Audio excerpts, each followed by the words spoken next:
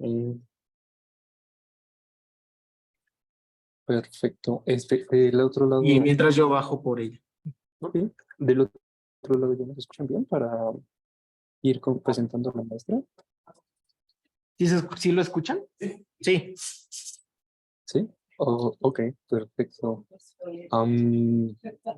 Muy bien, pues ¿qué tal? ¿Cómo están? Muy buenas tardes. Es un gusto estar por acá con ustedes, ahora probando esta modalidad híbrida. Estamos desde acá en varias partes y bueno, el día de hoy vamos a tener como esta parte de un seguimiento al programa Ingenia, el programa en el que está dirigido precisamente a estudiantes de ingeniería de sistemas biomédicos que recién están entrando, están en sus primeros semestres, para que tengan esta aproximación a lo que es el desarrollo de proyectos enfocados solamente en ingeniería biomédica.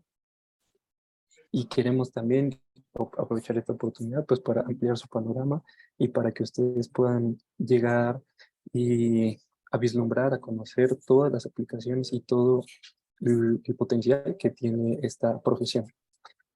Entonces, igual para darle paso y presentar acá a nuestra invitada, la maestra Montserrat Godínez, que a la distancia y de manera virtual le mando un abrazo. ¿Qué tal, maestra? ¿Cómo está? Buenas tardes. Muchas gracias, Antonio, y que están viendo en híbrido y actividades presenciales. Esperamos que sea provechoso. Claro que sí, maestra. Pues permítanme presentárselas. Primero que nada, voy a permitirme leer su semblanza para que la conozcan. La maestra Montserrat Godínez, ella es ingeniera y maestra en ciencias e ingeniería biomédica por la Universidad Autónoma Metropolitana, Campus Iztapalapa. Ella es experta técnica en el diseño y desarrollo de dispositivos médicos, avalada por la entidad mexicana de la acreditación, EMA. Cuenta con 19 años de experiencia en la conducción de pruebas clínicas y preclínicas, diseño de protocolos, ciencia de datos, creación e implementación de sistemas de gestión de calidad para dispositivos médicos desde fases tempranas y evaluación de tecnologías según su madurez tecnológica. Actualmente también ella es docente en el Diplomado de Farmacovigilancia y Tecnovigilancia de la Facultad de Química en la UNAM y en el Diplomado de Diseño y Desarrollo de Dispositivos Médicos en el Colegio de Ingenieros Biomédicos, de donde ella es actualmente presidente del Colegio de Ingenieros Biomédicos, AFE, y actualmente funge como directora clínica y regulación en Alhambra Medical SAPI SADCB. Sin más por agregar, quiero cederle la palabra a la maestra Montserrat, invitándoles por favor a que todas sus inquietudes, todos sus comentarios en cuanto a desarrollo precisamente de dispositivos médicos. Creo que se trabó un poquito. Que te quedaste trabado un momento. Ok. Nada, termino ya igual para cederle la palabra a usted y invitarles a los participantes, a los asistentes, que todos sus comentarios, sus preguntas en cuanto a desarrollo de dispositivos médicos, pues acá, ¿quién más puede respondérselos que usted? Maestra, es un honor tenerla por acá, por allá en nuestras instalaciones de la universidad y pues adelante, le escuchamos con mucho gusto. Sí, muchísimas gracias. Quisiera empezar, bueno, pues somos poquitos ahorita todavía, no sé cuántos están conectados, 5, 4. Me gustaría saber por qué eligieron esta carrera. A ver, empezamos. ¿Cómo te llamas?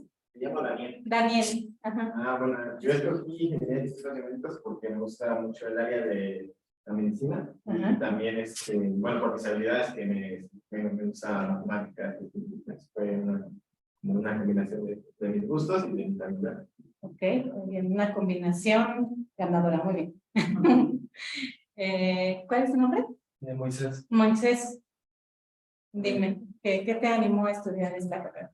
Lo mismo, tratar de unir esas dos partes que, bueno, yo también tenía no sé, ese gusto por la área de la salud, pero también ese, no sé, y también un gusto por el área de las matemáticas, de la ciencia. De lo abstracto. Entonces, es una manera de unir esas dos partes Ok, que quería. muy bien. ¿Tu nombre? Miriam. Milian. Pues básicamente porque a mí se me hizo como muy maravilloso los mundos. Ajá. Y como yo siempre quise una ingeniería, pues al descubrir que había una ingeniería biomédica, pues me he hecho. Ok, muy bien. Perfecto, Emilia. ¿Tu nombre? Emiliano. Emiliano. Emilia y Emiliano. A ver. Ajá. Bueno, yo siempre por el área de la salud, pero no me quería. Ajá. También siempre.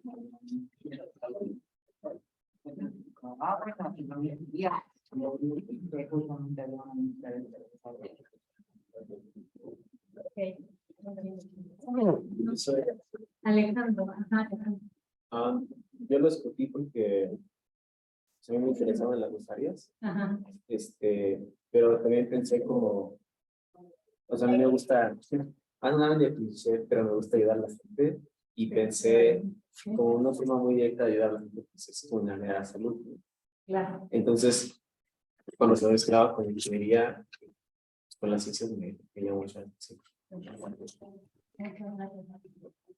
Yo me llamo David y bueno, anteriormente ya estaba cursando una ingeniería, era ingeniería civil.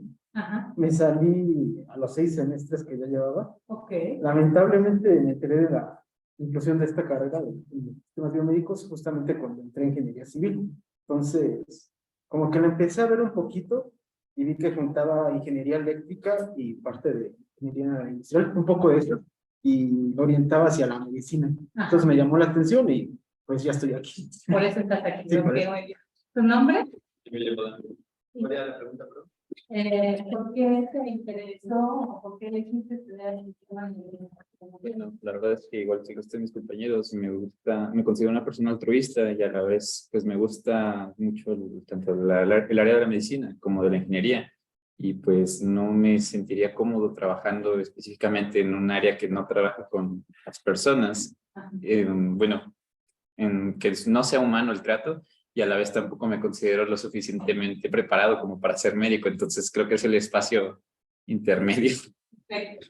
Y Eli, ¿por qué estudiaste medicina? Yo decidí la porque me pareció un buen match, tanto incluir el área tecnológica como el área de la salud, poder crear un cambio dentro de esta industria, porque podemos hacer un cambio como médicos o como ingenieros, pero de esta forma creo que es una buena rama para incluir cualquiera de los dos. Perfecta.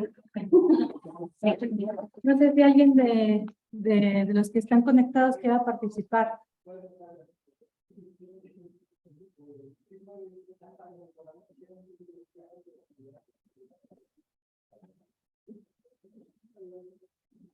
Por aquí podemos invitar a Daniel o a Antonio. ¿Va a haber alguno?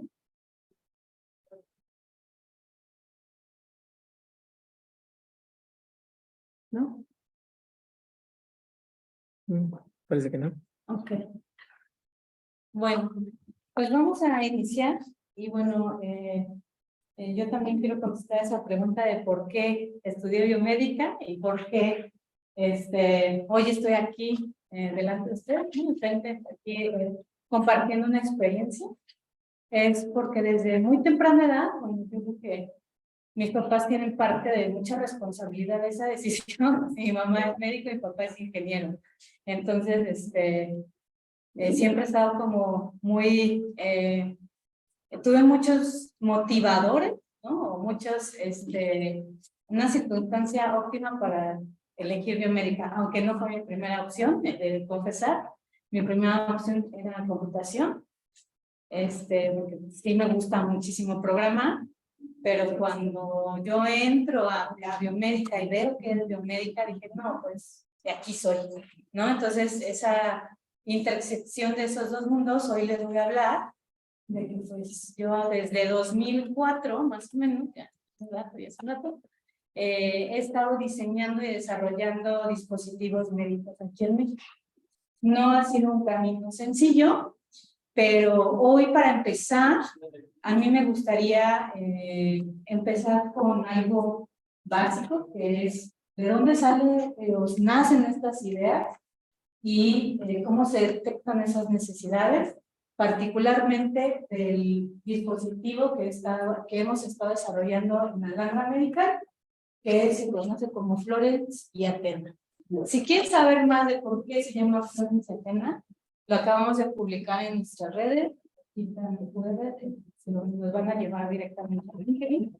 Ahí pueden buscar la página de Alanra, ahorita también está el QR de Alanra, para que puedan, estamos justamente compartiendo todas esas experiencias para poder compartir estos caminos que hemos hecho aquí en México.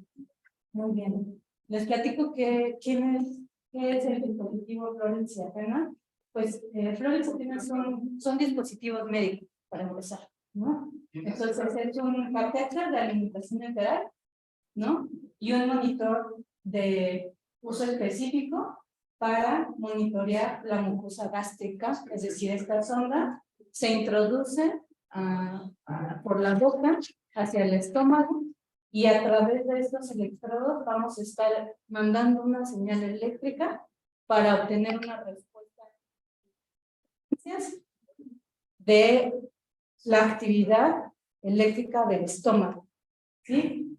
Y esto hemos visto que esta tecnología está específicamente pues, configurada o hecha para pacientes en estado crítico posoperados de corazón, es decir, que tuvieron una cirugía programada de un cambio valvular, 1 o 2 o 3 cambios, o una revascularización, que cambian pues las arterias del corazón que pudieran estar tapadas y ponen unos vasos nuevos, ¿no? ¿Dónde? En el perioperatorio. Perioperatorio significa antes, un poquito antes, durante la cirugía y después de la cirugía. Eso significa perioperatorio, específicamente cirugía cardíaca que ocupa bomba de circulación extracorpórea. Entonces, esto es muy importante porque a partir de todas esas especificaciones que les acabo de mencionar, pues entonces vamos a ver, son las necesidades, ¿no? Que se van a transformar en especificaciones. Y de ahí hoy vamos a ver como un ejemplo de cómo nacen esas ideas, desde dónde nace y cómo se van transformando. Entonces, bueno, este es el monitor y este es el catéter. ¿Qué medimos? Pues como les comentaba, es un espectro en frecuencia de la actividad eléctrica. Entonces, pues por toda la investigación de años que se ha realizado, pues este espectro se tiene ciertas características. Una de ellas, pues un espectro tiene impedancia. Impedancia significa que estamos midiendo resistencia y reactancia. Y la reactancia es el componente imaginario de esa medición. Y ese componente imaginario en las células nos va a permitir guardar o almacenar la energía. Es como la parte dinámica, capacitiva de las células que tienen para resguardar esa energía. ¿Qué pasa cuando le quito el suministro de oxígeno, de flujo a eso? ¿Qué pasa? ¿Qué le pasa al tejido? Pues puede empezar con la fibrosis, ¿no? Empieza a hincharse, empieza a inflamarse, a hacer edema, después empieza a inflamar, después empieza a, ya en los casos más graves, a necrosarse, ¿no? Y empieza pues, ya la pérdida de ese tejido porque le quitaron el flujo. Sin embargo, el cerebro es muy inteligente. No le quita todo al mismo tiempo, se lo quita por parches. Ajá. Y entonces, una de las cosas que tenemos aquí que estamos monitoreando, ¿no? La actividad eléctrica del estómago es una variable que cambia lento en el tiempo, no es una variable como la señal eléctrica del corazón, que pues, es segundos, ¿no? Esta cambia lento en minutos, ¿no?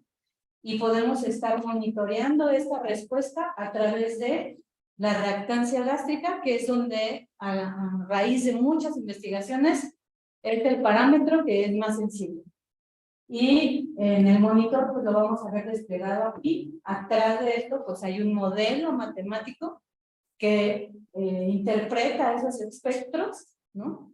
Que es un modelo de Polycore que va mapeando pues esa circunferencia, ¿no? Y entonces vamos a obtener estos parámetros. Esto pues lo tenemos que comparar con lo que existe actualmente. Por ejemplo, el lactato sistémico, pues es el que nos pudiera dar estos cambios. Sin embargo, recordemos que el lactato, pues es un desecho metabólico. Entonces, tiene que pasar por toda la cadena de metabolismo para poderse expresar. Entonces, todavía es más lento. Entonces, lo que nosotros decimos, que esta nueva variable, dentro de específicamente esta población, pues puede ser útil para el tratamiento. Es decir, oye, la mucosa gástrica, toda la zona esplácnica ya está sufriendo y puedo detectar que pues este paciente pues ya está entrando, esa es una primera fase de un estado de choque, ¿no? Entonces, pues para eso sirve esta tecnología. ¿Cómo se usa? Bueno, pues entonces aquí está el profesional de la salud. ¿Para quién está dirigido? Enfermeras, médicos intensivistas específicamente y anestesiólogos. Anestesiólogos durante la cirugía en quirófano. Y en la terapia intensiva, a médicos intensivistas y a enfermeras que justamente se encargan de monitorear pues el estado, la condición del paciente en estado crítico. ¿Quién sabe qué es un paciente en estado crítico? ¿O qué se imagina? A ver, Alex. Sí, ¿verdad? Sí. ¿Qué te imaginas de un paciente en estado crítico? Es alguien que necesita cuidados intensivos, que necesita mucha, o sea, requiere mucha atención. ¿Por qué? ¿Por qué requiere mucha atención? Porque tiene un problema que atenta con su vida. Ajá, porque ¿qué no puede hacer? Como sobrevivir por sí mismo. O sea, Exactamente, o respirar por sí mismo, ¿no? Pues, como le funciona el riñón, pues le tienen cosas, hay que prevenirlas. Si una tecnología te dice, ten cuidado, aunque sea media hora antes, ¿no? Ten cuidado porque este paciente puede complicarse, ya está sufriendo la zona esplácnica, entonces puede el médico hacer un tratamiento preventivo para evitar ese tipo de complicaciones, ¿no? Y eso ¿a qué impacta? Impacta, uno, a la vida del paciente y también impacta la economía. Un paciente que pasa menos tiempo en una terapia intensiva es un gasto mucho menos para todos, ¿no? Entonces, y pues procuras la calidad de vida en esos pacientes. ¿Vale? Entonces, ese es les estoy describiendo las cosas muy importantes cuando estamos desarrollando una tecnología. Indicación de uso y la finalidad de uso, que son diferentes. Entonces, bueno, entonces aquí pues, está el monitor, ¿no? Que va específicamente a un paciente en estado crítico. ¿Y cómo lo vamos a hacer? A través de esta sonda. De hecho, aquí traigo bueno, aquí la está así para que la vean. Y ahorita vamos a ir comentando. Entonces, esa es la sonda nasogástrica que hemos estado diseñando y que también ya fue validada en una prueba de laboratorio. Muy bien. Entonces, ¿cómo ha sido el desarrollo? ¿Mande? Ábrela, está abierta. Sí, ábrela, sácala, manipúlala, puedes hacer. ¿Vale? Entonces, ¿cómo ha sido la línea de desarrollo de PIMS? Esto inicia en la academia, en la UAM Iztapalapa, por ahí del año 2000, que un grupo de investigadores dentro de la UAM, pues empezaron, ¿no? A hacer sus prototipos, ¿no? Bueno, de hecho, ya habían hecho cierta investigación de doctorado, a partir del doctor Emilio Sacristán, esta idea, de la UAM Iztapalapa, y hizo su primer, pues prototipo ya en la UAM Iztapalapa y eso fue evolucionando, ¿no?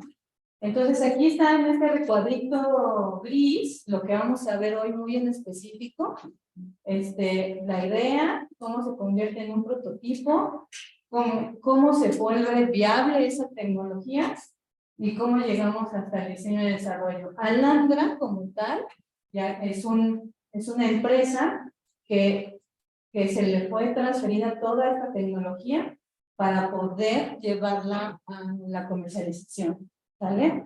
Entonces, hoy nada más nos vamos a enfocar en esto, pero les voy a explicar lo que hemos hecho. Entonces, empieza en 2000, esta primera idea, que sean protobots, que acabo de ver ahorita allá arriba. Entonces, pues vamos a ver si funciona esta idea, y es hasta el año 2002 que empiezan a hacer los primeros prototipos, ¿no? Era un prototipo, le decíamos EIT. Digo, yo empecé en 2004 a trabajar en este proyecto, pero era una caja negra con una tarjeta de adquisición, después de, evidentemente, que evolucionó de un prototipo a una tarjeta. Entonces, se generó pues un cable, ¿no? Un cable para estimulación y recolección de esta señal, y se mandaron a construir unas primeras ondas de forma muy artesanal. Posteriormente, se genera una versión mejorada de ese prototipo, en donde ya empieza a cumplir ciertos estándares de seguridad eléctrica, sobre todo. Sin embargo, era un sistema que pues, atrás de tenía unas salidas DB9, una serial, para poderse comunicar con la computadora, que tenía un programa, un software, para hacer la estimulación y la adquisición de los datos a través de la cajita aquí, que le llamamos espectrómetro de impedancia tisular. Aquí, en 2004, se mandaron a fabricar unas sondas en un proveedor de Estados Unidos, y ya era un proceso de manufactura, pero no dejaba de ser un prototipo. Ya cumplía ciertas especificaciones, pero todavía no sabíamos cómo era adquirir un espectro en frecuencia de un ser vivo y después de un ser humano. Entonces se empezaron, ahorita vamos a hablar más de las pruebas que se hicieron en animales, cuando estuvimos acá, y después pues ya vimos pues evolucionó de nuevo a hacer un sistema completamente bebido. Entonces aquí ocupaba imagínense, en un carrito rojo, ahí dentro de un quirófano, con mi prototipo, mi cable, mi computadora, que no eran tan bonitas como ahorita, así una computadora, la laptop, pero eran así grandes todavía.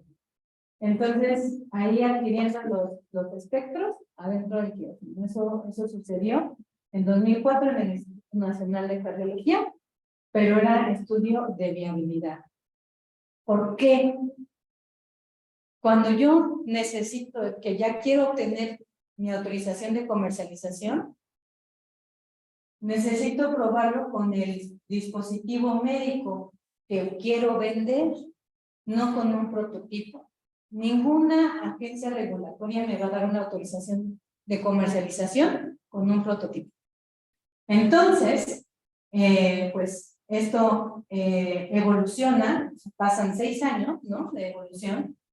En este lapso, pues esto se desarrollaba en One, luego se desarrolló en una empresa que se llamaba Innovamédica, y posteriormente Innovamédica hace la transferencia a un fondo de inversión privado que genera Alandra.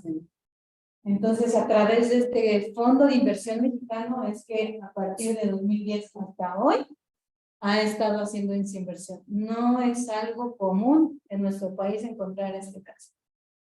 Generalmente hay diferentes inversionistas y luego se salen para obtener su inversión de negocio con ganancias. Sin embargo, pues este fondo de inversión pues, ha seguido creyendo en esta tecnología para transferirla a una autorización de comercialización en Estados Unidos, que justamente lo llevamos.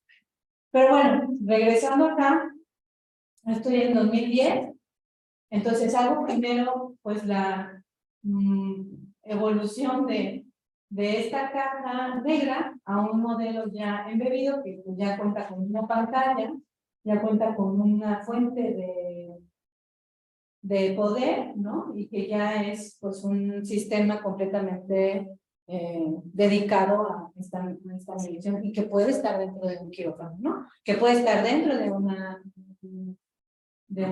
terapia intensiva. Lo primero que tuvimos que hacer es corroborar que las mediciones de fueran iguales que la tarjeta y todo lo que está aquí embebido.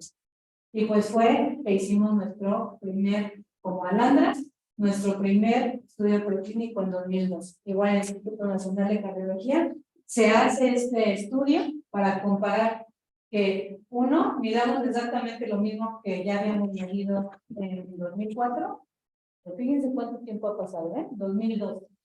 Entonces, terminamos de hacer ese estudio y nos preparamos para la siguiente fase. ¿Cuál es la siguiente fase?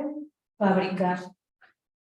Pero para eso otra vez nos tardamos 5 años para poder montar nuestro sistema de gestión de calidad, montar nuestro proceso de fabricación para poder posteriormente realizar una prueba clínica con el dispositivo que sí puedo vender, que ya cumple con todos los requisitos regulatorios, estándares, todo lo que sea necesario para poderlo probar en seres humanos.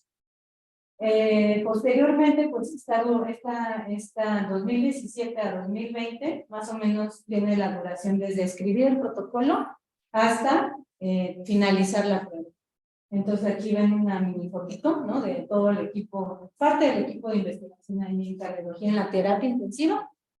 Y pues aquí nos agarró justamente el COVID, ¿no? La pandemia. Y bueno, ya podemos decir post-pandemia, ya es correcto decirlo.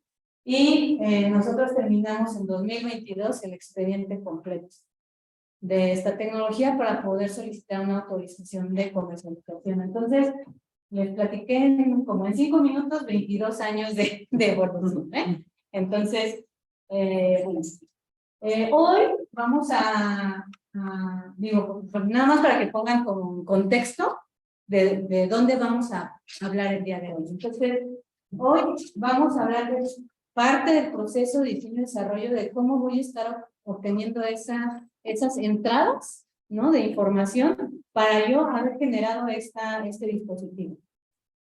Entonces, primero, a ver, ¿quién sabe del ciclo de vida del dispositivo médico? ¿Quién sabe? ¿Qué es? ¿Lo han escuchado primero? Sí. Más o menos. Sí, ya tiene más de 2 años. Bueno, tú sí lo viste el año pasado. ¿Qué te acuerdas?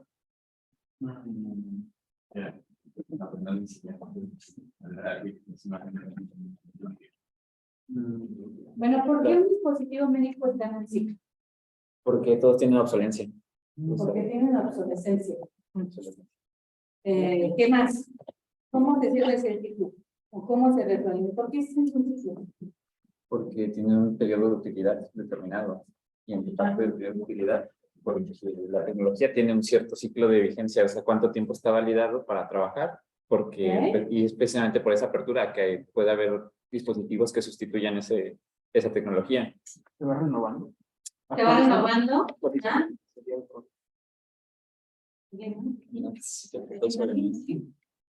¿No? Intuitivamente, ¿no?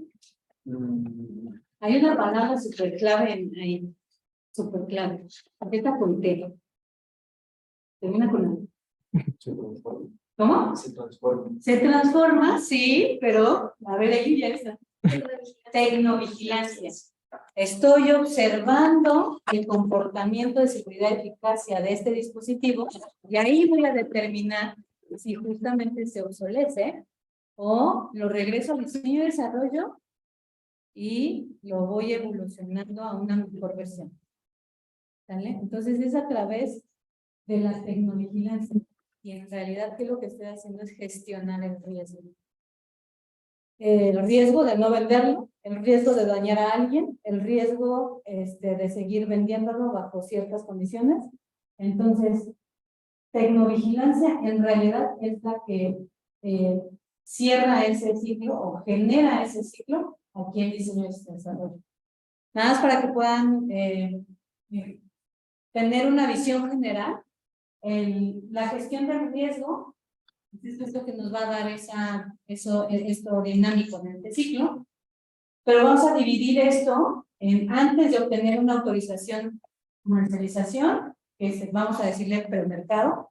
Antes de salir al mercado, vamos a estar en esta fase de diseño y desarrollo y como por la mitad de producción y fabricación. Y otra etapa es cuando ya obtengo mi autorización de comercialización, que aquí en México, ¿cómo se llama eso? ¿La cobertura? Quien da los ¿qué? Es la COFEPRIS. Pero ¿cómo se llama ese documento? Aquí, la autorización de comercialización en México.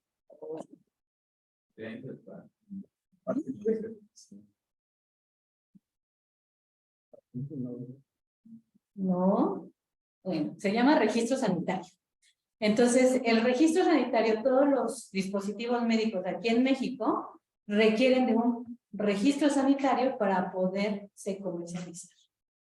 Pero tienes que demostrar que es seguro, eficaz y de calidad.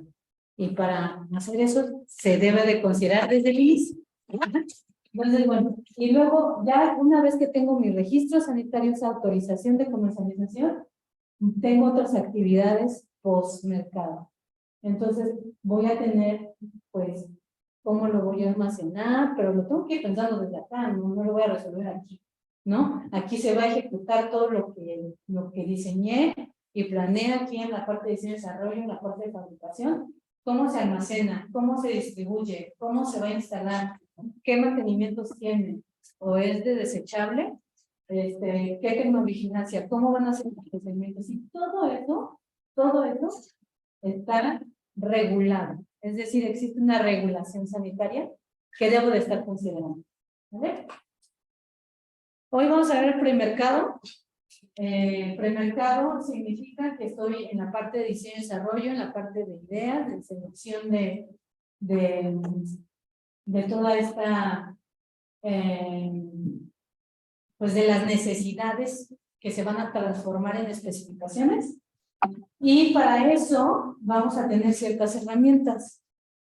Entonces, esas herramientas, ¿han ustedes oído hablar de los niveles de maduración tecnológica? ¿Nadie?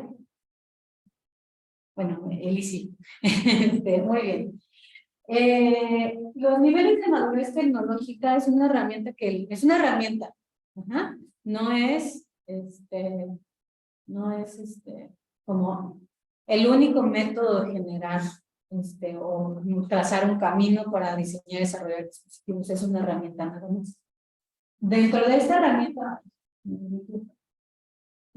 herramienta, pues nos va a ayudar, bueno, esta la genera la NASA para todos sus proyectos tecnológicos y la divide en 9 niveles. 9 niveles y 6 fases. Aquí una de las características de estos niveles es que te van a ayudar a evaluar y a medir, es como un termómetro. Tiene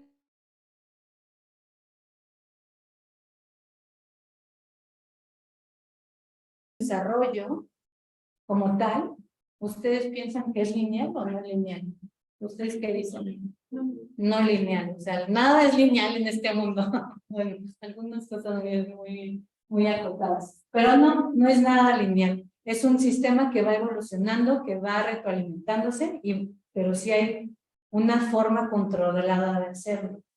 Cuando uno está diseñando es muy fácil perderse el objetivo que uno quiere llegar a obtener, porque pues se está diseñando, oye, que ya salió un nuevo componente, ¿qué pasa si mejor cambiamos este componente?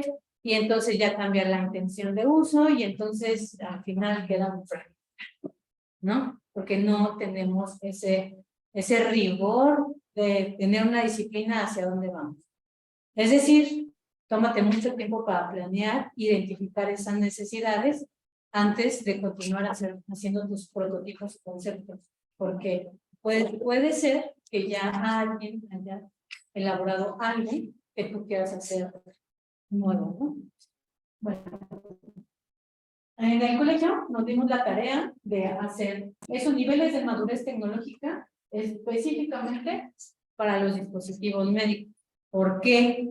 Porque pues, es como saber hacer té, pero de diferentes sabores, ¿no? Puede ser un nivel de madurez tecnológica para fármacos, para biotecnológicos, y las evidencias pues van o pueden cambiar, la normativa puede cambiar.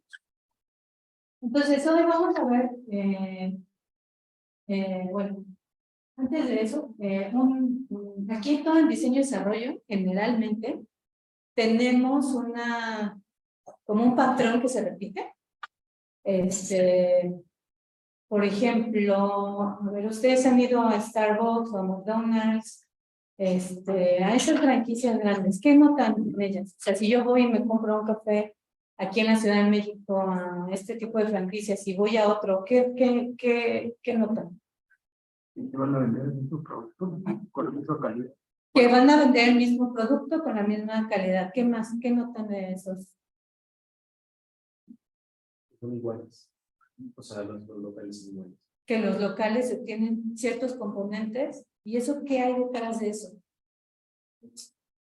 ¿Una qué? Una marca. Una marca. ¿Y qué hay más atrás de eso? Planeación. Planeación, pero ¿qué más?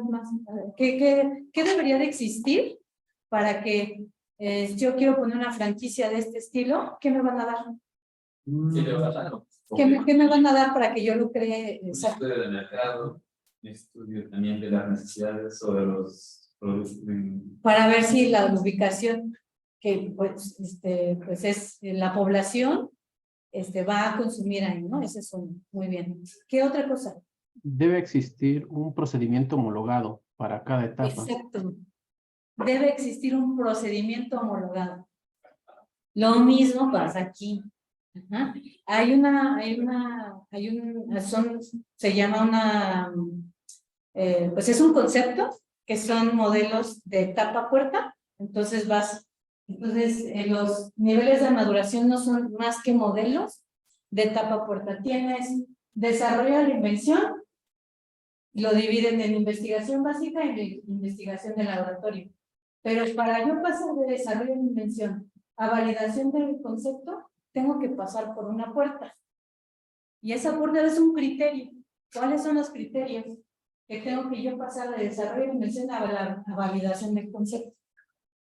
Entonces no se preocupen, eso ya lo hicimos en el colegio, en una pequeña aproximación. Entonces hay un documento ahí dentro de nuestra página que pueden consultar cuáles son ellos, ¿no? No me voy a detener mucho porque no es clase de niveles de maduración, pero lo que hay en esencia atrás de esto es un proceso de etapa puerta. Si ustedes deciden generar su propio modelo y no quieren seguir está bien, pero van a tener que tener un proceso y tienen que ver cómo van a ir haciéndolo, ¿no? Si quieren agarrar los niveles de maduración, adelante, es una buena herramienta, pero es una herramienta, no es es como si yo agarrara un desarmador o agarrara un multímetro, es una herramienta, me va a ayudar específicamente para en este caso no perderme, pero no es lo único que ¿sale? Entonces, hoy que estamos hablando de ideación y generación de conceptos, estamos hablando de nivel 1 y 2 de niveles de maduración tecnológica. Pero también hay otras herramientas, por ejemplo. Proceso de innovación de para tecnologías médicas es un programa de la Universidad de Stanford que nace por ahí del 2009 y que evoluciona el día de hoy en este megaprograma que existe en esa universidad. Yo les invito a que vean esta página, tiene muchísimos recursos. Ellos, ¿qué hicieron? Ellos proponen estos, otra vez, procesos de etapa puerta, identificación, invención, implementación. Y cada uno lo divide en dos, ¿no? pues justo aquí la parte de encontrar esas necesidades. ¿Cómo vas a estar haciendo ese tamizaje de esas necesidades?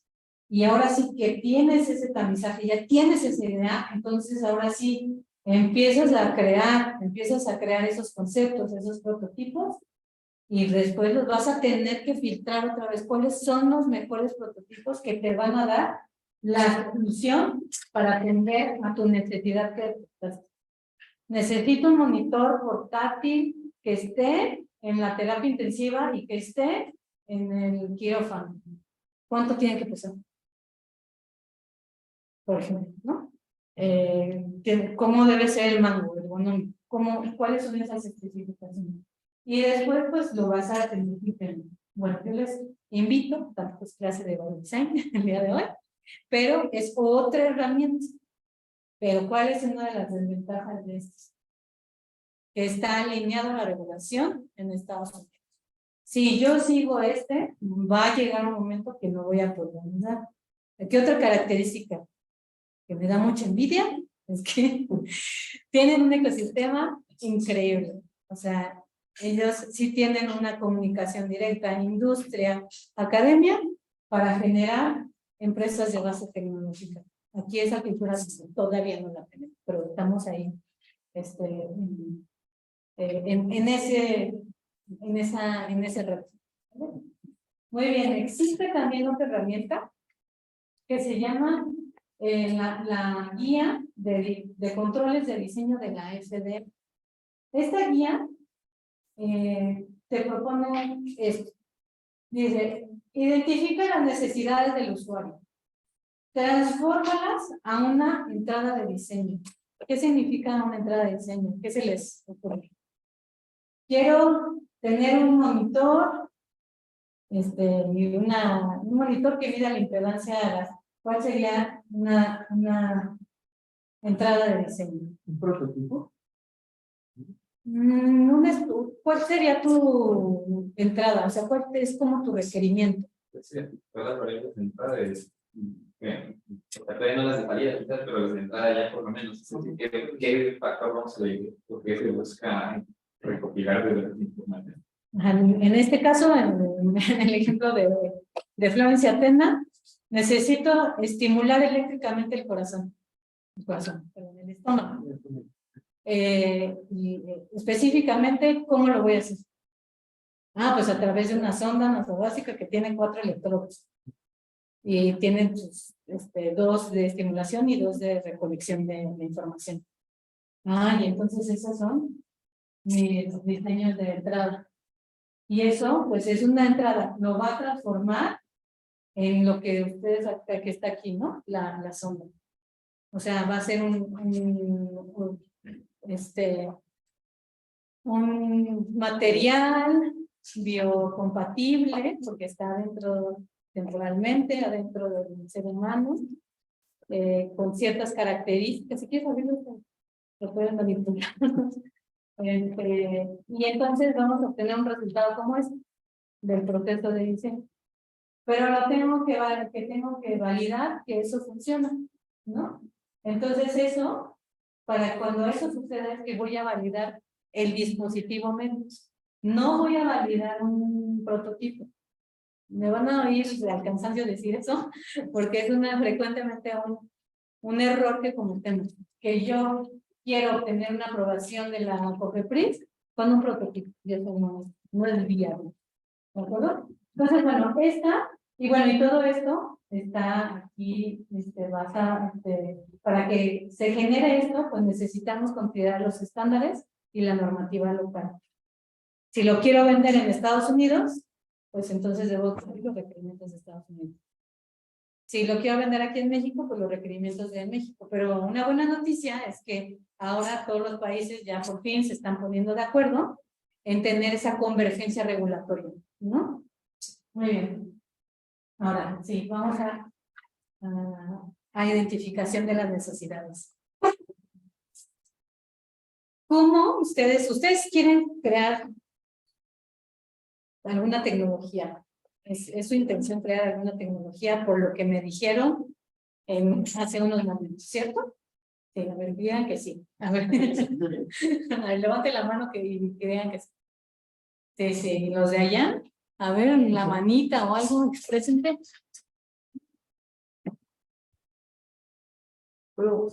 Sí, pues, perfecto. Sí. Muy bien, ahí la manita de Lázaro, perfecto. Entonces, pues para hacer eso, o sea, para generar una verdadera solución, ustedes, por ejemplo, ¿qué dispositivos médicos ocupan? Pues, ocupemos nosotros, o sea, no es mi caso, pero conozco gente que usa marcapasos. Marcapaso, Hay ¿cuál es el que ahorita estás ocupando? ahorita. Sí, en ese momento. El cubrebocas. Tu cubrebocas. Bueno, tu cubrebocas. ¿Qué otra cosa? ¿Qué dispositivo médico que ocupan? Los lentes cuentan. Los lentes cuentan también. Perfecto. ¿Vale? Es una órtesis. Es una órtesis, creo. Siempre me ayudan en eso porque siempre me confundo. Sí.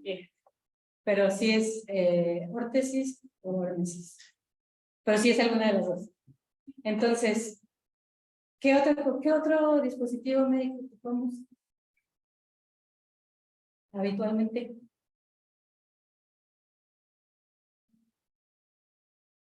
Pueden ser los... Ese no es, ese es normal, es analógico, no era, pero puede ser que a veces los smartwatch puedan ser ya dispositivos médicos, ¿no? Por ciertas... Podrían entrar glucómetros, glucómetros, Glucómetros, sí, claro. oxímetros. Oxímetro también. ¿Y qué resuelven? ¿Qué resuelven? A ver, un dispositivo médico que yo les recomiendo su amplio uso, por favor, son los condones. Es un dispositivo médico clase 2, ¿no? No es un dispositivo, ¿por qué clase 2 se quedó? Ajá, después de eso lo vemos en otra clase, pero es por el riesgo. ¿Vale? No es invasivo, pero el riesgo que cuando falle te infectes de una enfermedad venérea o tengas un embarazo es de un riesgo mayor que un clase 1. Una jeringa sin aguja es clase 1. Una jeringa con aguja es clase 2. Por ejemplo, bueno, hay muchos, esa es otra clase. Entonces, pero mucho tiene que ver de esa identificación de necesidades. Por ejemplo, regresando al ejemplo del condón.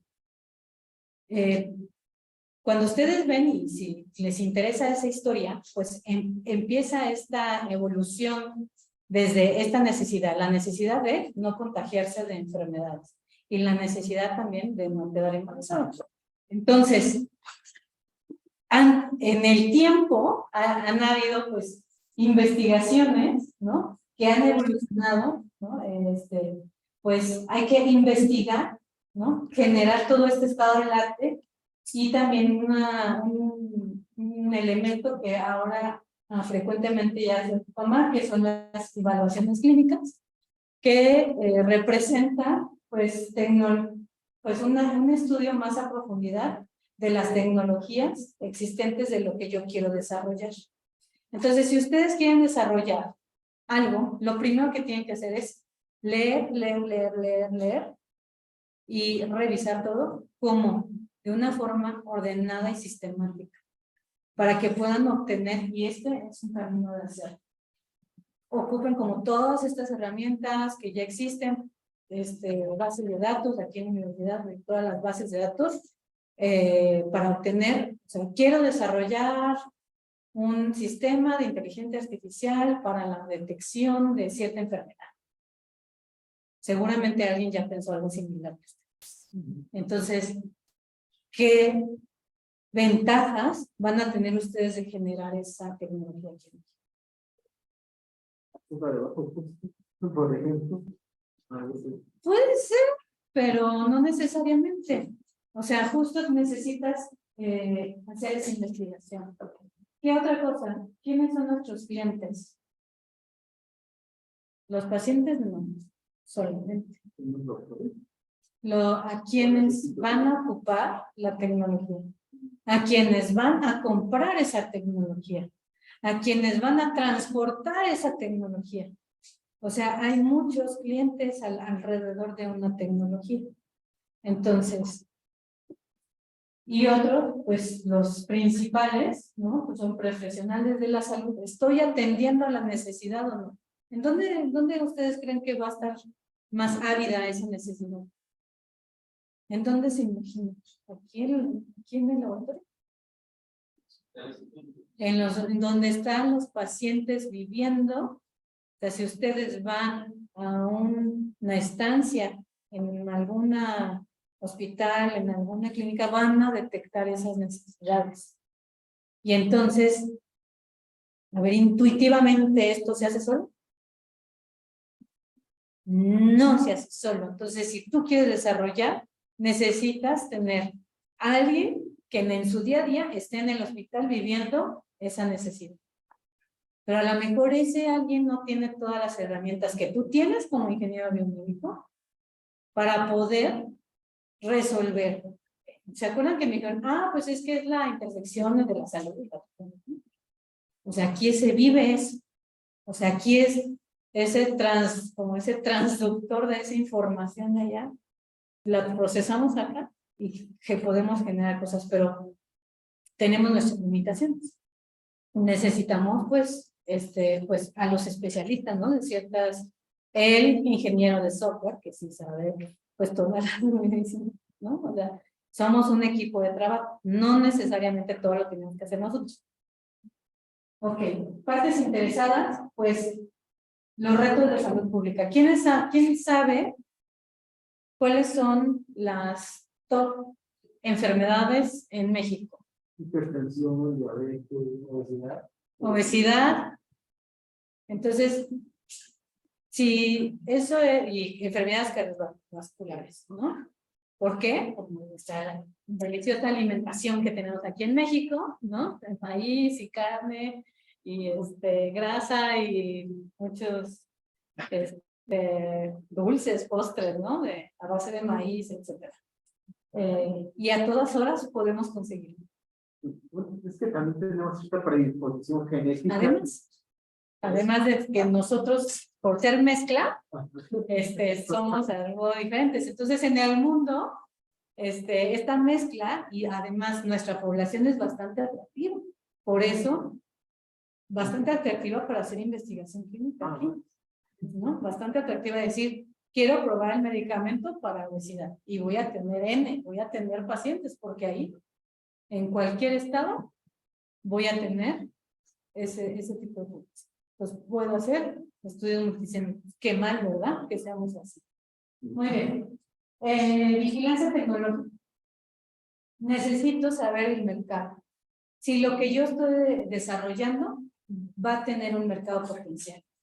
Y si voy a poder generar una patente. Luego, validación de la necesidad.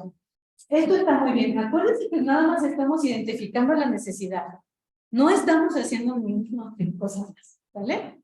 Solo quiero ver si lo que yo voy a desarrollar va a ser útil. Y además lo voy a poder patentar. Y después lo voy a poder vender. Va a ser un modelo de negocio. ¿Y qué voy a hacer a la salida? ¿Me voy a enfrentar con los grandes transnacionales? ¿O voy a mejor optar a hacer una transferencia tecnológica? Eso lo tengo que saber desde el inicio. No lo puedo saber a la mitad o al final. Porque todas esas tomas de decisiones tienen un impacto a lo que yo estoy desarrollando. ¿Hasta dónde voy a querer llegar? Supongamos, y que yo le pongo mucha fe al desarrollo de software aquí en México, que es mucho más viable que pensar que voy a poder hacer una fábrica para generar mis propios dispositivos. Es más viable, yo lo veo más viable, si es desde un punto de vista Monse, generar tecnologías basadas en software que tecnologías basadas en hardware, ¿no? Digo, yo sé que estoy desarrollando, ¿verdad? Pero bueno, eso va a ser, ¿no? Que 18 años, ¿no? Que todavía no se veía este boom de la inteligencia artificial y no sé. Pero bueno, si quieren hacer una tecnología, sea software como dispositivo médico, esto de identificar las necesidades es el primer paso, lo tienen que dar bien. Si no lo dan, si lo damos así, pues me puedo caer y puedo desperdiciar mucho recurso, dinero, tiempo y esfuerzo, que además ya cada vez son menos. Entonces, si quiero desarrollar algo, tengo que hacer bien esta investigación desde un punto de vista integral. ¿Vale? Ahora, ¿qué ven en la pantalla? ¿Tienen ¿qué filtros?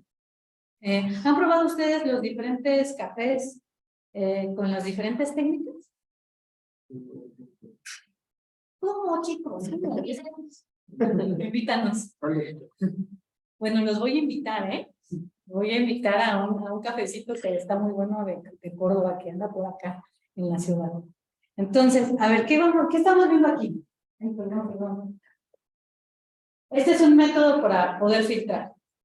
Y bueno, no tienen esa experiencia, pero el hacerlo a través de este método, o este método, o este método, los sabores del café van cambiando, la temperatura del agua es fundamental para poder percibir ciertos aromas o sabores ácidos, etcétera, de las características del café. Sin embargo, al final tú vas a tener una taza de café con ciertas características. Lo mismo pasa aquí. Ajá. Yo puedo seguir el proceso de los niveles de maduración tecnológica y voy a obtener mi dispositivo médico. Voy a seguir mi proceso de biodesign adecuado a México y voy a tener mi dispositivo médico. Y el que más me gusta, voy a crear mi propio programa para México, que ya dije que lo voy a hacer, para el diseño y desarrollo de dispositivos médicos, y entonces vamos a generar mucha tecnología. Ya es algo que yo quiero hacer, ¿eh? Ya avisé y estoy diciendo. Ya empecé, pero nos falta. Pero bueno, les traigo un ejemplo de cómo fue esta ideación en Alandra, cómo nace desde la UAM Iztapalapa, pues todos estos estudios, y esto no es más que esos filtrados. ¿De acuerdo? Entonces es un proceso otra vez de tapa a puerta, voy a estar haciendo los filtrados y me voy a quedar con lo mejor, ¿no? Entonces, todo empieza aquí, ¿ok? 2001 empiezan a hacer estudios en conejos probando choque hemorrágico. Luego, otra vez en conejos, y aquí viene la primera generación de cartografía. Aquí la primera y la segunda generación se insertan en un modelo de oclusión. Aquí estábamos viendo la viabilidad de la tecnología para que teníamos una leve idea. Los investigadores en ese momento. Yo llego hasta aquí. En este momento, en estos 1, 2, 3 experimentos, 4 experimentos, con prototipos y catéteres prototipo también, queríamos probar, caracterizar esta nueva señal, porque nadie la conocía, no existe la impedancia gástrica en otro contexto. Bueno, sí existe. La impedancia existe en muchos contextos, pero específicamente mediciones gástricas como la que estábamos haciendo, no se permite. Entonces teníamos que caracterizar esa señal. Entonces, una vez que se caracterizó, nos fuimos a voluntarios sanos en 2004. Posteriormente, nos fuimos a 2005, hicimos como una encuesta aquí en terapia intensiva, en los voluntarios sanos, o sea, seres humanos sanos, dentro se hizo también en el Instituto Nacional de Cardiología.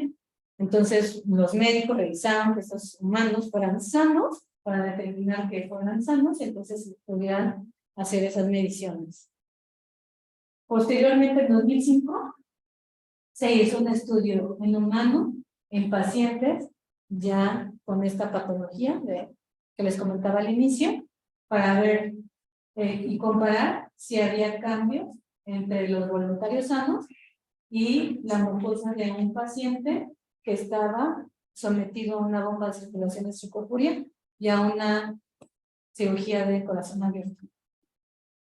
Entonces, los resultados de la comparación de estos espectros contra estos fue espectacular. Y entonces había diferencias significativas, estadísticamente significativas, en donde los que claramente morfológicamente los espectros eran visiblemente diferentes. Se expresaban de formas diferentes. Entonces, luego en 2006 se hizo un estudio multicéntrico para ver si en otros contextos, no solamente en pacientes cardiovasculares, en cualquier paciente que entrara a una terapia intensiva, podríamos estar monitoreando esta variable. ¿Pero qué vimos aquí? Pues que no funcionó. Teníamos mucha diversidad de los pacientes y entonces esto nos dijo, no, pues regrésate acá. Sin embargo, una de las cosas muy importantes de seguridad que nos están diciendo que tenemos que estar comprobando es que necesitamos verificar si con la estimulación eléctrica que se hizo acá no estábamos realmente dañando la mucosa gástrica con la estimulación eléctrica. Y entonces se hizo en 2007 aquí había pues esas medidas de seguridad con el endoscopio que vean al inicio y al final, cómo estaba esa mucosa y no se presentaba algún daño. Pero tenías que corroborarlo, pues evidentemente pues con un modelo animal. Entonces se modificó un espectrómetro para hacer este modelo, que fue todos estos que aquí son tesis doctorales o de maestría, que están ahí resguardadas en diferentes universidades. Unas están en Estados Unidos, otras en las primeras, y todas estas ya son de la UNIT. Luego viene el cambio, como les dije, la transferencia tecnológica. El último estudio que hicimos como Innoamérica fue de ratas en choque hemorrágico para comprobar pues ciertos corroborar ciertos fenómenos también de seguridad, con seguridad y eficacia, de habilidad. Y posteriormente, pues ya dimos el salto del prototipo a la parte de monitor completamente embebido, ¿no? Y entonces de aquí fue en 2010 que hicimos ese estudio en donde verificamos que lo que medíamos con la cajita negra era lo mismo que medíamos con el monitor. Y posteriormente, pues ya en 2012, porque obtuvimos esos resultados. Aquí la diferencia es que cuando ya parte de la aquí ya empezamos a vivir un camino de la disciplina, que no es más que seguir un sistema de gestión de carga, ¿no? Que me va a procurar las evidencias que yo necesito mostrar en una entidad regulatoria. Pero bueno, vamos a ver cómo se veían. Cómo se veían como todos esos pasos, ¿no? Entonces, son 3 ejemplos de tres pasos, de 3 componentes, ¿no? Por ejemplo, aquí está el prototipo. Vean cómo eran las condiciones, está bastante ingenieriles, sin nada de resolución. Y pues teníamos maniquí, pues para ver como que si todo el diseño, ¿no?, que teníamos, pues era adecuado y cómo nos imaginamos. Entonces, esto es parte de los conceptos, ¿no? De cómo puedo elegir. Debes de elegir un entorno simulado, si vas a... Ahorita ya hay muchas bases de datos, por ejemplo, ¿no?, que podemos acceder de forma libre o por pago para poder hacer esas simulaciones. Vean, por ejemplo, aquí era una caja metálica que tenía aquí un switch, 2 LEDs para decir que estaba estimulando o recogiendo datos. Pues esta entrada, la entrada que iba conectada a la computadora, una USB para alimentar esta tarjeta, y la sonda que era como bien diferente a la que estábamos viendo, ¿no? Era más, un poquito diferente en la forma de realizar. Aquí está un poquito más de cómo era en ese entonces. Estos electrodos eran de plata, cloro de plata, pero ya el diseño final ya no pudimos hacerlo ahí, porque era muchísimo más caro, ¿no? Generar electrodos de plata, cloro de plata. Y aquí, como ven, un cambio importante aquí eran aros completos, eran como esta especie de dona, ¿no? De rebanada de cloro de plata, pero tenían también una gran densidad. ¿Ustedes cuál piensan que sea además del costo?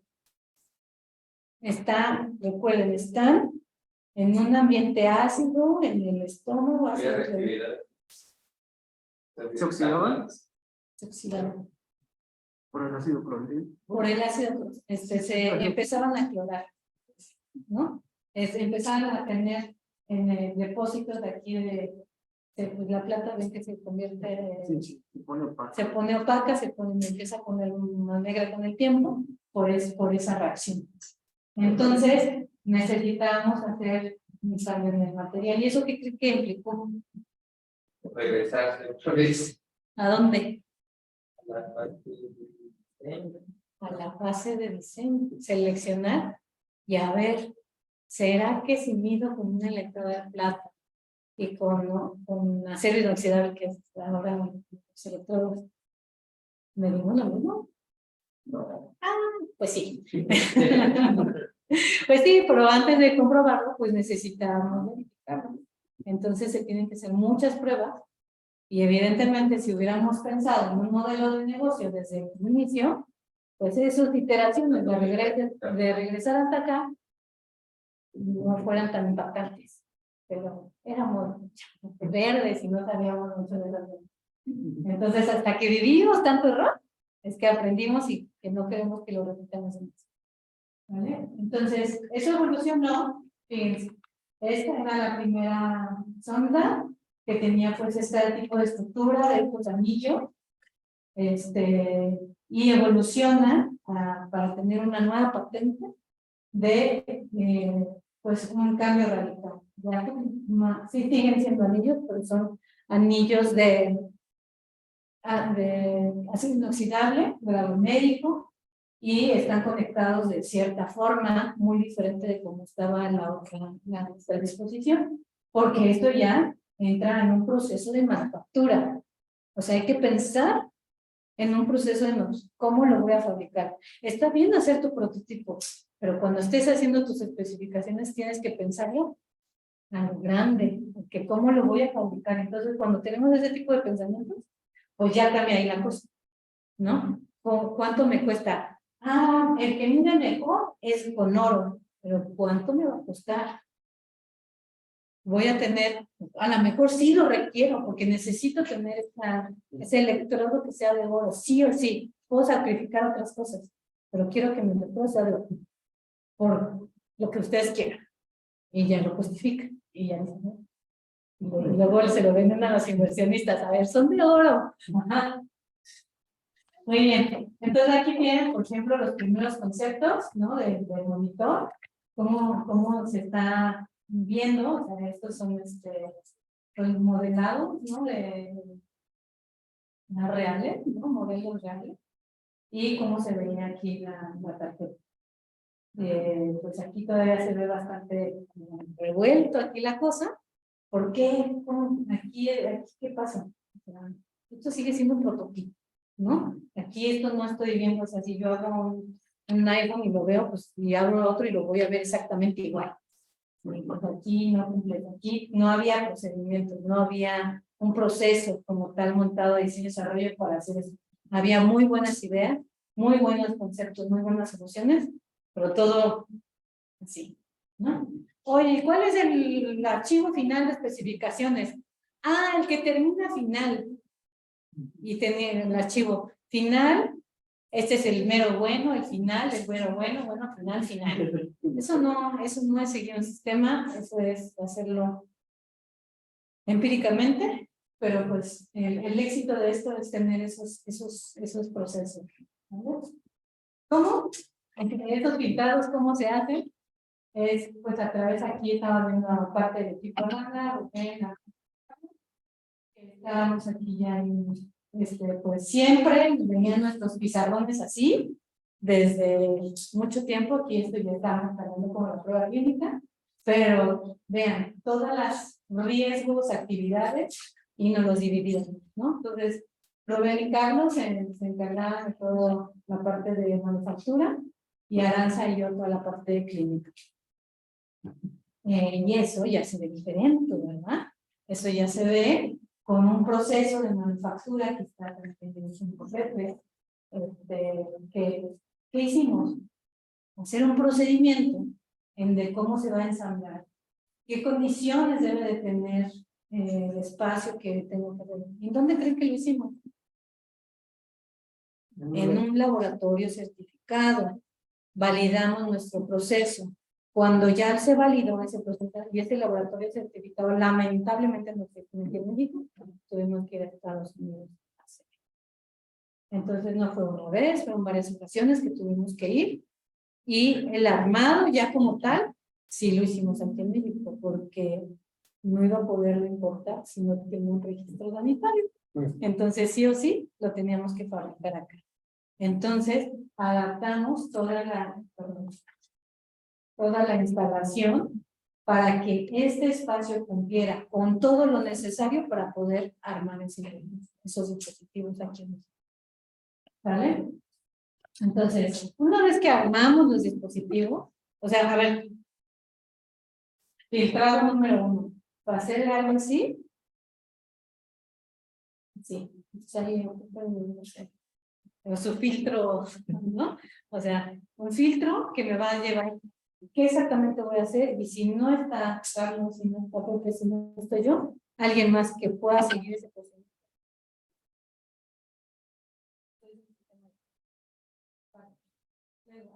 ¿Qué estamos viendo? Estamos viendo ya el dispositivo médico que cumple con todo en el ambiente, en el entorno donde se va a realizar la prueba clínica, con los usuarios al que está diseñado, enfermeras, médicos intensivistas, anestesiólogos. Tecnología. Y eso de introducir la tecnología, ¿no? Pues implicaba capacitar a todas las enfermeras en todos los turnos. Pues ahí me tienen a mediamente un turno de la para poder hacer esta capacitación y capacitar a todos los que van a estar en contacto con la comunidad. Aquí la tecnología ya está en el uso, en una prueba. Todavía no está listo para venderse porque no tengo la autorización, pero tengo que verificar que es seguro, eficaz y de calidad. Entonces aquí ves, la sonda se va a introducir a un paciente que va a ser operado por una cirugía abierta al corazón, alguna válvula, etcétera. Se hace una prueba de verificación que la sonda funcione correctamente antes de introducirlo al paciente. Todo eso está descrito en su manual de usuario. Y aquí, pues aquí ven a Florence, ¿no? Con su cable que va aquí al paciente y está midiendo. Aquí no se alcanza a ver muy bien, pero aquí se muestran los espectros de frecuencia y la medición de XL. Aquí estamos ya en la terapia intensiva y bueno, esto junto con toda la parte también de manufactura, pues eso, estas son las carpetas de la prueba clínica y son parte, ¿no? Entonces aquí está la ingeniera Erika, también biomédica, y todos somos biomédicos ahorita en la banda, no siempre fue así, y aquí pues ven toda la documentación que se debe estar generando a través de un estándar específico para cuando se corre la prueba. Conclusión. Entonces, primero para generar un desarrollo, hay que tener muy claro a qué necesidad estoy atendiendo. Entonces, en el caso de Florence, estoy atendiendo a un mercado de enfermedades cardiovasculares, top 10 de salud pública en todo el mundo. Entonces, sí voy a tener mercado, pero este mercado está un poco reducido, porque nada más estoy yendo a pacientes pues, que están programados una cirugía cardíaca en ciertas específicas condiciones. Evidentemente no es lo único que quiero vender, pero primero quiero obtener esa autorización para después decir, ay, a los pacientes también les puedo ayudar. Pero esa es otra prueba clínica y eso implica pues, más recursos.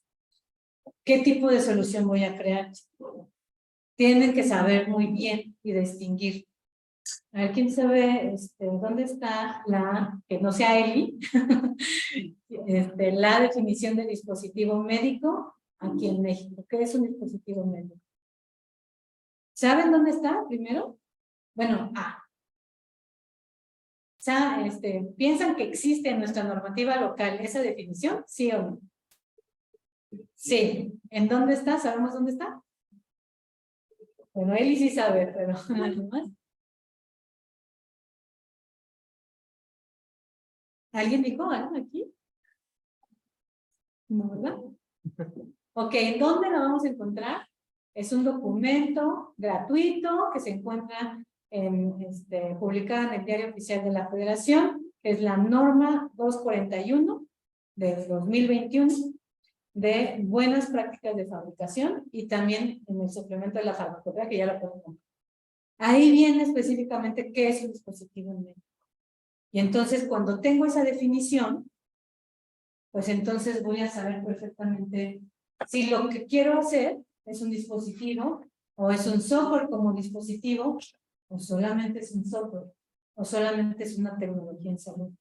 Por ejemplo, los software que puedo bajar una aplicación para gestionar, no sé, mis citas en ciertos consultorios, clínicas, etcétera. Eso no es un dispositivo médico. Eso puede ser una tecnología para la salud. Pero no necesitas gestionar información. Tendrá ciertos parámetros de confidencialidad. Está ahí. Pero no es lo mismo desarrollar un software como dispositivo médico. Por ejemplo, un software como dispositivo médico generalmente, ahorita, tiene inteligencia artificial asociada. ¿Piensan que la inteligencia artificial no se equivoca? Sí se equivoca. Y por ese riesgo de equivocarse tiene que ser validada. Tienes que decirle cuánta verdad me dices o cuánta mentira me puedes decir. ¿Qué pasa si el software de un glucómetro no está validado y me dan mediciones de glucosa con un 30% de error? Pues yo puedo tomar esa medición de mi glucosa de 120 y administrarme insulina erróneamente. Eso es un riesgo del software, ¿no? Y así, miles de ejemplos, chicos, miles de ejemplos de software que hizo diagnóstico o intentó hacer un diagnóstico de, no sé, de cáncer de mama y se diagnosticaron N pacientes y resulta que se equivocó el software. Existe y está todo reportado allí en ciertas bases de datos. Lo que quiero hacer es un medicamento, pues es otro camino que tengo que recorrer. Biotecnológico, pues es otro camino que tengo que recorrer. Pero de todos estos, ¿qué hay atrás? Un proceso etapado.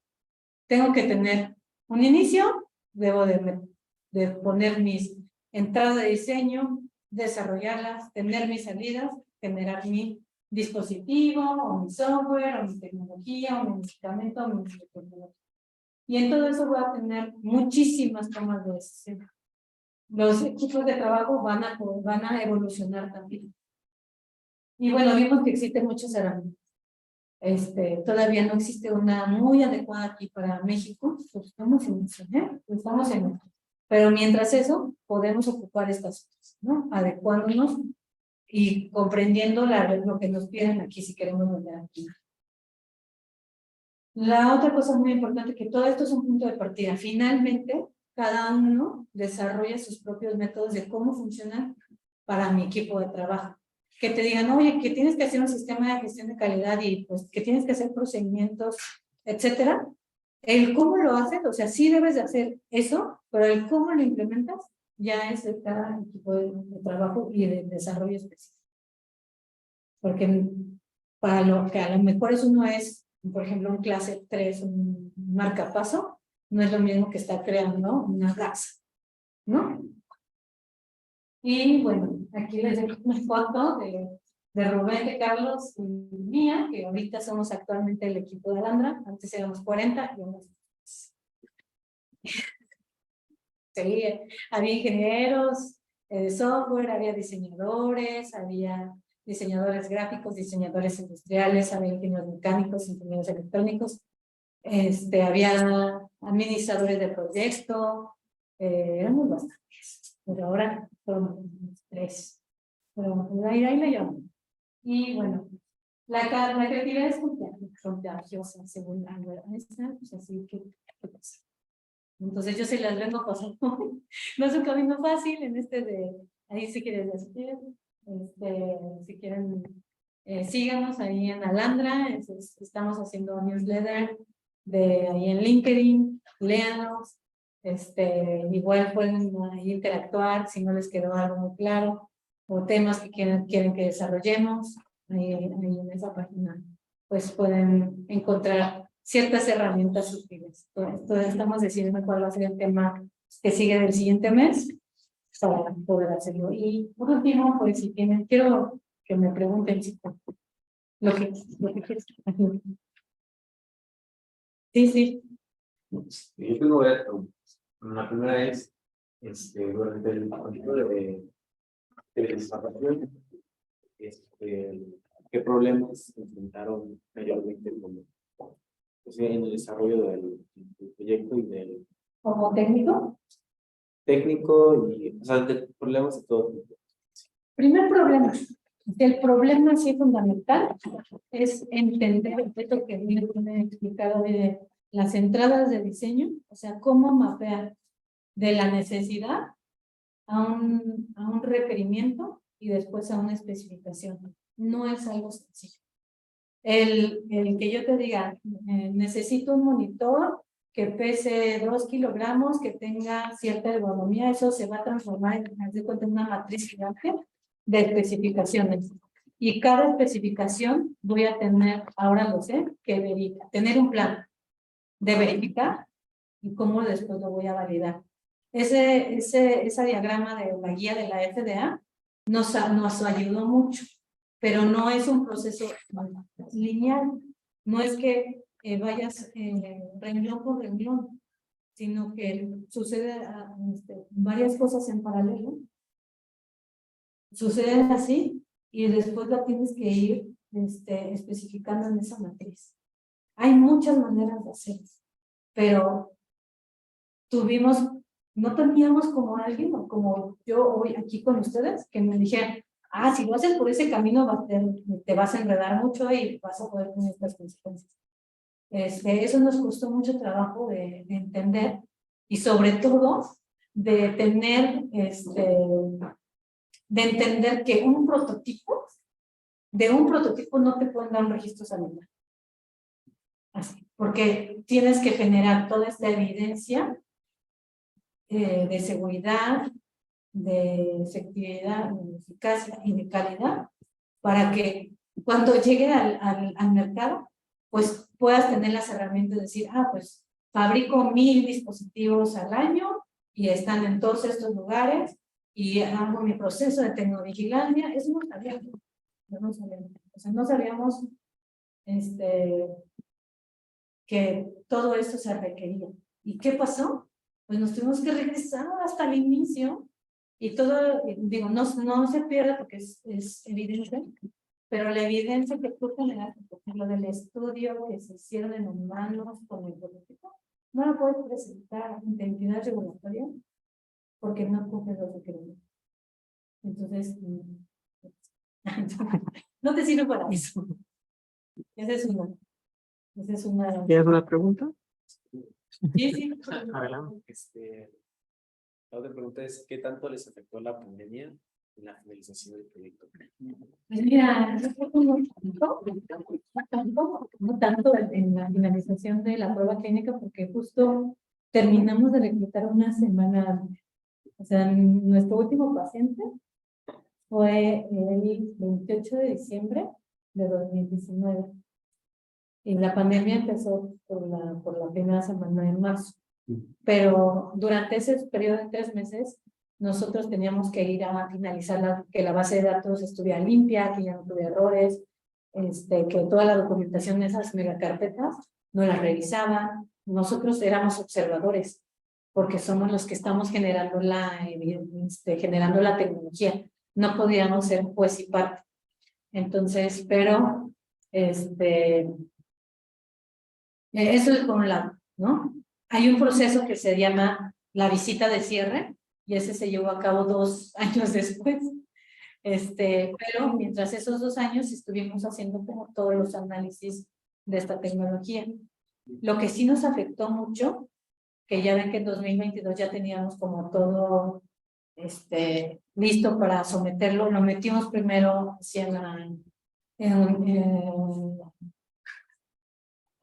la Unión Europea, pero en ese tiempo pues cambió la regulación europea para ser muchísimo más estricta. Entonces todos los requerimientos nuevos que tenía la nueva regulación, nosotros no tenemos la suficiente evidencia para cumplirlo. Y entonces en ese momento también el Reino Unido se sale, está el Brexit, y entonces dentro del Brexit todavía seguían ocupando la regulación europea anterior, y entonces optamos por ir al Reino Unido. Pero justo por la pandemia y por el cambio de regulación que se venía en la Unión Europea, necesitaban pues renovar pues todas esas autorizaciones que ya se tenían las grandes transnacionales. Y tuvimos 1 año de espera o más para que nos pudieran dar una cotización para poder obtener esa autorización. Solo la cotización. Ajá. Entonces, como eso no sucedía, entonces por eso cambiamos el camino hacia la FDA.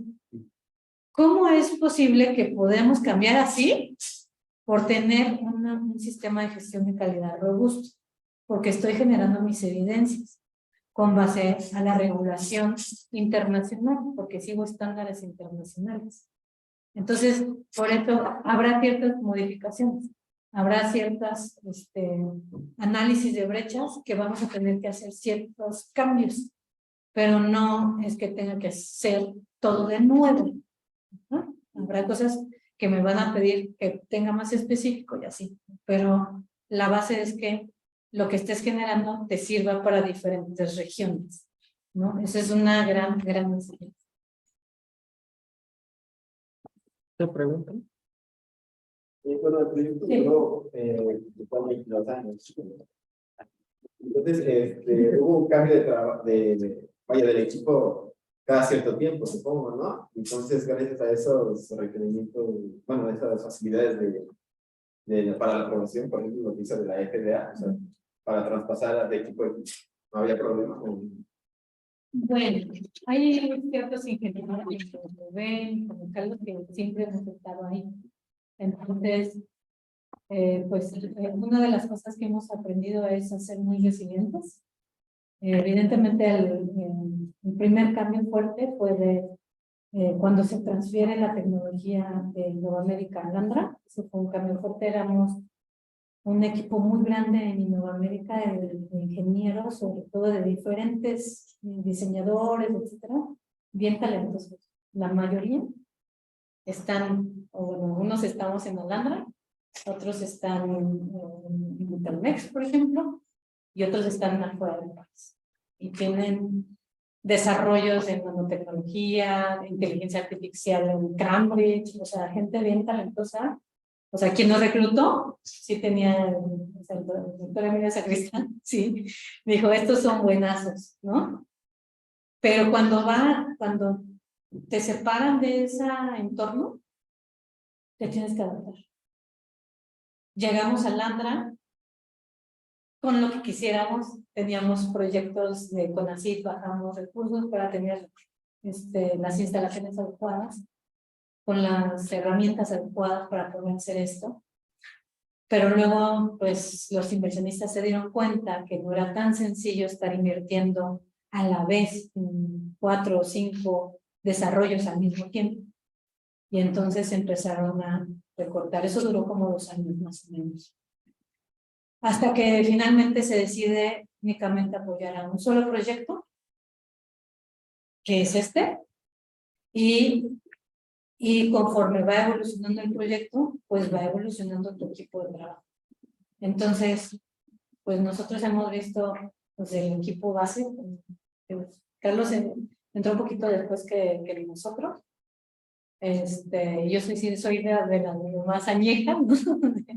de 2004, que pues tuvo toda esa parte principal del entorno no regulado, por así decirlo, académico, y que justo eso, pues no queremos que lo vuelvan a repetir otros equipos. Pero sí hay como sufrimiento, pero te vuelve más fuerte. Y entonces cuando llegamos a un sitio nuevo, entonces tienes habilidades bien establecidas, porque ya tuviste ciertos sufrimientos, ¿no? Entonces a veces las carencias, ¿no? Y nuestro entorno es hostil, o sea, no es así como otros entornos, ecosistemas como nosotros le decimos de cool kids y de fancy girls. Entonces, no tenemos esas, pero generar cosas así como lo que acaba de suceder en las medallas de natación, ayer, ¿no? Que ganaron la medalla de oro sin ningún tipo de apoyo y se fueron bajo sus propios recursos. Eso es México. Eso es México. No podemos cambiar tanto, pero sí podemos hacer nosotros un cambio en el entorno, ¿no? No solamente existen los fondos como sí, bueno, ya no existen, pero existen otros fondos. O sea, si tú llegas con inversionistas de otros países y resuelves bien una pregunta y tienes toda esa justificación y dices, y si es un camino de sufrimiento fuerte, ¿no? Les digo que no, siempre se vive mucha incertidumbre. Entonces, a veces uno no la soportan y se van a sistemas más estables. Pero pues no es lo único. Creo. ¿Tienen alguna otra duda? Adelante. Sí, amiga. ¿Cómo yo llegué a ese proyecto? Bueno, yo salgo de la universidad por ahí en 2003. Yo aplico para Innoamérica. Pues yo estaba muy cercana, pues ahí en la UAM. Sabía que existía esa empresa. Pero la aplicación era para un ingeniero de desarrollo y había pues competencia, ¿no? De otras universidades y pues yo no fui seleccionada. Y bueno, digo, pero quedo abierta en la posibilidad si hay en algún momento otra vacante, ¿no? Me voy al mundo real, en la biomédica ya veo. Entonces, estoy en una empresa que se dedica a pues vender dispositivos médicos de rehabilitación y a mí me toca tanto hacer el mantenimiento como una labor de venta. Solo duré 3 meses. No tenía ningún tipo de procedimiento. No sé, mi cabeza era como de procedimiento, ¿no? Como naturalmente. Le digo, yo necesito un inventario. Necesito saber en dónde están todos mis equipos. Necesito saber en qué condiciones están. Y eso no se tenía. Entonces, hice muchos cambios en esos 3 meses, pero entonces, y aparte, pues te mandaban a atender ciertos servicios afuera, ¿no? Yo, pues, también en ese entonces era mamá soltera, entonces era muy complicado para mí. Pues yo entré a la carrera con un hijo de 2 años, ¿no? Entonces, siempre ha sido un camino bien resiliente mi camino, entonces así yo me lo cuestioné. No es para todos, no lo sigo tampoco. Y entonces yo llego, me fastidio de estar en ese entorno en 3 meses, no quiero un nuevo contrato y me voy a otra, ahora un poquito diferente, me encargaba de las visitaciones, ir a instalar equipo, diferentes localidades. Me gustó mucho esa experiencia, pero llegué a un entorno completamente irrespetuoso de los jefes, de que no respetaban a la mujer, ingeniera mujer, no lo respetaban. y yo no lo tolero. En ese momento me vuelven a llamar y me digo, oye, estamos haciendo investigación en el hospital. Digo, ¿hay que viajar? No. ¿Quién es hombre o mujer? ¿Quién va a ser mi jefe? Mujer. ¿Qué tengo que hacer? Ah, pues ir al hospital y recabar datos. Sí, datos, sí, lo mío. Ok. Y entonces, pero las condiciones laborales no eran tan buenas. Nada más eran pues recibos de honorarios sin ningún tipo de prestación. Pero no tenía que viajar y no tenía que estar en un ambiente hostil como el que venían, ¿no? De aquí estoy, de aquí debo sacar algo bueno. Y entonces ahí me quedé. ¿No? Entonces, pero pues no todos esos, yo entiendo que no todos tenemos esa posibilidad, pero ahora ya hay más empresas que se dedican al diseño y desarrollo aquí en México. Hay 2 en Monterrey, ¿no? Hay 2 de biomédicos, que una se llama Bioana, está en ANDA, evidentemente, y está GSE Medical, que se dedican al diseño y desarrollo de dispositivos médicos. Tienen vacantes, ¿no? Andaban buscando por cielo, mar y tierra un ingeniero de software que supiera de software para dispositivos médicos. No lo encontraron. Entonces les dije, pues hay que formar. Entonces sí, hay un reto en la academia que hay que estar modificando, evolucionando hacia la nueva tendencia para hacer eso. Entonces, bueno, yo llegué así. Pero fue extraordinario esa oportunidad, ¿no? Y para los que estuvimos en Innoamérica y para los que seguimos en Alhambra, sí ha sido como un oasis en el ambiente hostil, la verdad. ¿Tiene alguien más? ¿Así? Y hasta el proyecto ya está terminado. Pasa por más partes de algo. Como soy hubo un momento en que estaba trabajando yo en Alhambra y también estaba trabajando en el CI3 en la revista Palo.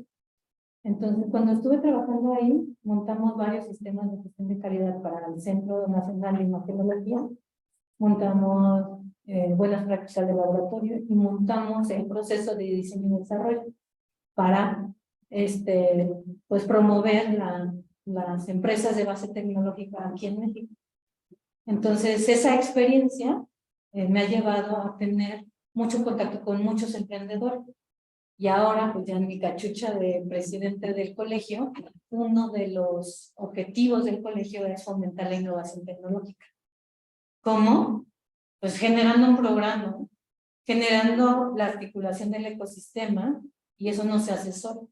Si ven en mis redes sociales, hemos estado firmando pues convenios con la SOMIT, con el otro colegio de Jalisco, con el clúster médico de Jalisco, con el clúster de ingeniería biomédica, porque perseguimos el mismo objetivo de crear tecnología aquí en México. Entonces, ¿por qué creen que estoy aquí? Entonces, porque sí me apasiona mucho el que podamos nosotros, como mexicanos, ingenieros, que sí nos las creamos, que sí podemos hacerlo. No es fácil, pero cada vez es un poco más fácil que como a nosotros nos toca, ¿no? Entonces, yo sí los invito a que sí se la crean, que sí vamos a poder generar nuestra propia tecnología, lo necesitamos. O sea, yo me desesperé en 6 meses. Yo dije, no, yo no puedo seguir haciendo esto para mí, Monse, ¿no? O sea, yo necesito más retos. O sea, yo necesito tener mi mente ocupada. Por eso me gusta mucho programar. En la pandemia me eché 1000 cursos de R, ahora programo R, entonces ahora quiero Python, y así, ¿no? Entonces, como ese fomentar, bueno, pues cada quien su locura en su mente, pero ese, como eso de decir, México sí sabe hacer tecnología, como México sí puede ganar medallas de oro y no 4, ¿no? Sin apoyo. Entonces, o sea, sí tenemos, ¿no? O sea, que creárnoslas, generar esa identidad como ingenieros biomédicos, que es otro de los retos, generar, decir, no estamos solos. Hay muchos ingenieros que ahorita se enfrentan a cualquier tipo de necesidades allá afuera. Pero, ¿qué pasa? Su realidad es tan diferente que se dedican a eso y no pueden tener esa entrada. Entonces ahí vienen las nuevas generaciones. Me voy a hacer una estancia al Instituto Nacional X y entonces observo cuáles son esas necesidades, qué puedo sí resolver. Y así hay varias ingenieras, ¿no? Que están a cargo de los departamentos de ingeniería biomédica que ya están generando ese tipo de solución. Nutrición, consejería, etcétera, ¿no? Hay varios, neurología, pero no hay como todavía como bien definido un camino. Así de, hay muchas trabas, pero ¿de a quién le pertenece esa tecnología si se generó desde los institutos? No la pueden ver. ¿Cómo la van a licenciar? Esos son detalles. ¿Tienen una pregunta más? Sobre el dispositivo médico, solo implementamos un sector público privado. Esa es una buena pregunta. Esa viene como la estrategia de comercialización. Ahorita está pensado para el mercado de Estados Unidos. Entonces, en Estados Unidos se tiene aquí como existe el Compendio Nacional de Insumos para la Salud. También algo similar existe allá. Entonces, se tiene que registrar esa tecnología o ver si cabe dentro de un numeral. Y entonces, cuando ya está en ese número, pues ya, ya sea público o privado allá, ya lo pueden estar solicitando. Aquí en México, pues, es complicado entrar a ese compendio, por ser una nueva tecnología, no es imposible, pero pues el primer mercado sería privado y luego público, mientras eso sucede. Eso no es fácil de contestar. Y son tomas de decisiones, ¿no? Y puedes decir, ¿sabes qué? No voy a vender en México, solamente voy a quedar en Estados Unidos y voy a transferirla. De hecho, Alhambra no tiene intención de vender, tiene intención de transferir una transmisión. Porque sabemos quiénes son nuestros competidores. Está muy grande la... O sea, la competencia, no, mejor adóptenos y tienes dos, o que surja la tecnología o que la guarden porque somos verdaderamente una competencia de algo que ellos están vendiendo ya. Sería un terrible final, pero no para los inversionistas, pero para pues, estar generando esto por tantos años, no verlo, no, pero bueno, no pasa nada. Y otra pregunta más por los que en su ambiente de trabajo, los estudiantes o las personas graduadas donde se trabaja provenían de universidades públicas o privadas. De las dos. Pero en una mayoría. A ver, vamos a ver. Teníamos diseñadores industriales de la UNAM. Teníamos ingenieros en sistemas del Poli. Teníamos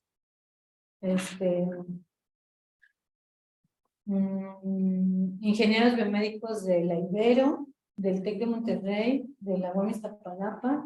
Hemos tenido del Poli también.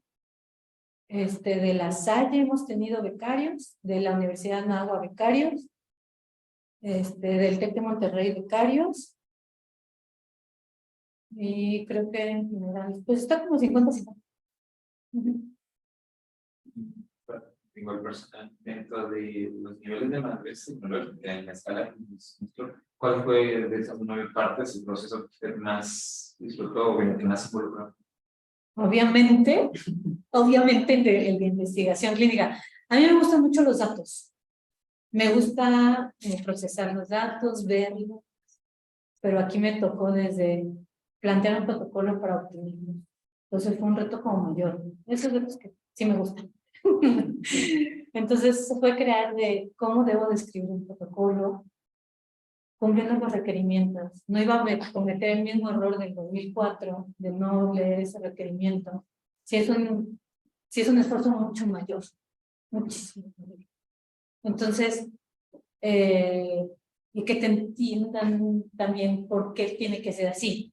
Y entonces debes de tener como ese semblante de decir, lo tienes que hacer, tienes que firmar, tienes que hacerlo, tienes que llenar el documento en este momento que te estés cayendo de sol. Lo tienes que hacer ahorita. Entonces, sí me odiaron, pero luego ya quisiera. Entonces, porque pues también eso trae buenos beneficios, ¿no? O sea, nos fuimos a Alemania, presentamos nuestros primeros resultados, escribimos el resultado de cerdos, está en una revista, pues, una muy buena revista, estamos escribiendo ya el de la prueba clínica, entonces hay muchos también, o sea, sí hay muchas cosas retadoras, pero también esta tecnología, bueno, mi tesis de maestría, que es la detección de errores si mide error, si no es un espectro de impedancia, te dice, ay, estás en el estómago, o está ya con mucho contenido, o estás en la garganta, o no está haciendo bien contacto. Pues eso es una inteligencia artificial que está ahí desde el 2010 y que está implementada y que validamos ahorita en la prueba. Sí, dentro del software. Entonces te dice, es un pro, es un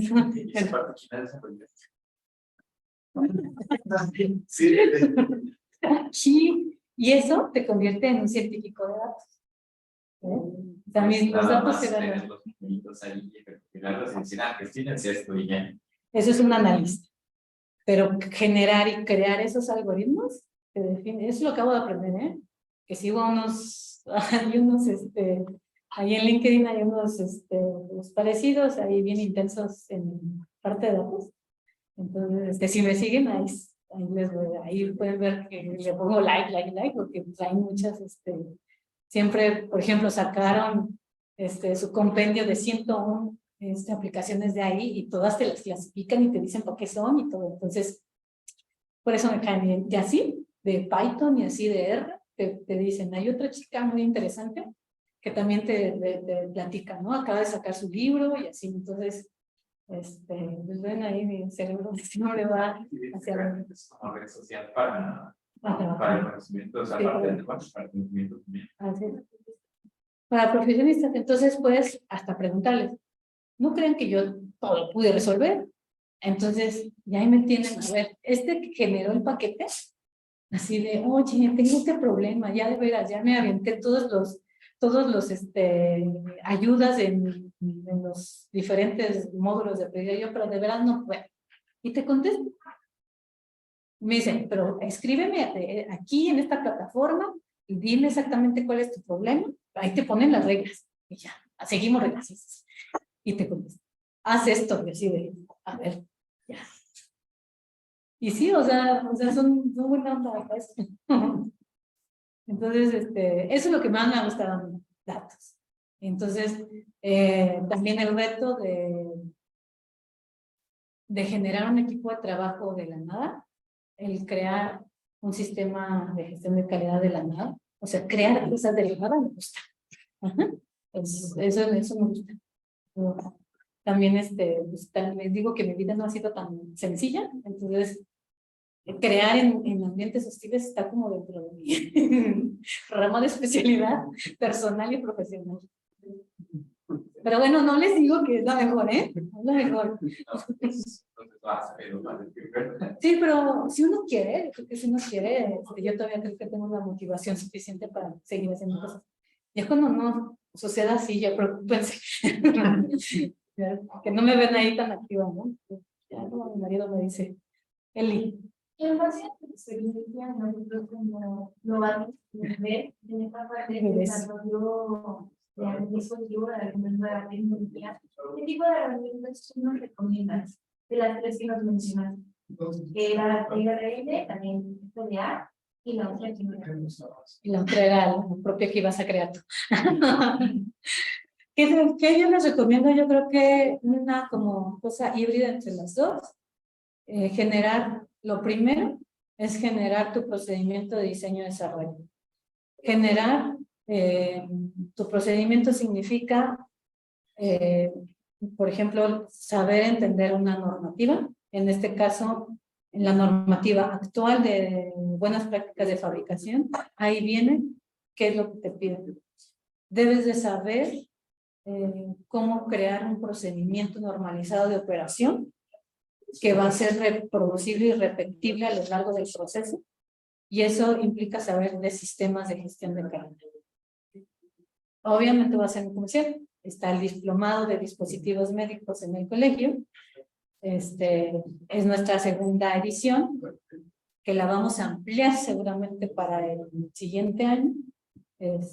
Si están interesados, pues, vemos esos temas. Vemos pero de manera muy puntual de cómo generar esa evidencia, cómo crear ese proceso, entradas, salidas, de un punto de vista integral por equipos que han hecho esto durante 20 años, ¿no? Entonces, cómo analizamos el riesgo, cómo llegamos de la idea a un dispositivo, pero de una manera organizada, sin tanto sufrimiento. Esa sería como mi recomendación.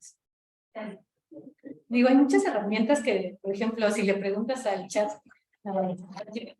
cómo generar esto, te va a decir, pero no te dice.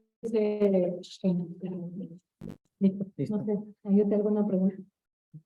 Bueno, no sé si en Zoom había una pregunta para cerrar.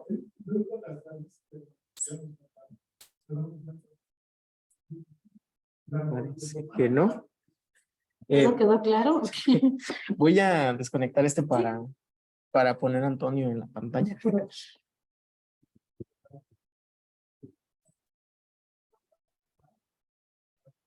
Sí, pues bueno, primero también quería compartir con ustedes, porque andaba corriendo al inicio por el acceso de los chicos, que le agradecemos mucho a la maestra Montserrat por esta sesión, principalmente porque ustedes están introduciéndose al área de sistemas biomédicos aquí en la carrera, y que también de nuestra corresponsabilidad en este proceso que nos presentaba la maestra, pues estamos desde la ideación y en la parte de la generación de prototipos, pero no necesariamente tendría que ser nuestro único fuerte, ¿no? Sino involucrarnos en todo el ciclo de vida de los dispositivos médicos, ¿no? A veces en la academia nos quedamos siempre en ese primer pedazo y ya no avanzamos, ¿no? O sea, necesitamos como integración y esa interdisciplina de varias otras profesiones y también de los expertos en regulación para poder alcanzar, ¿no? Estos objetivos del desarrollo tecnológico, de la transferencia tecnológica y principalmente el objetivo común de mejorar la salud, ¿no?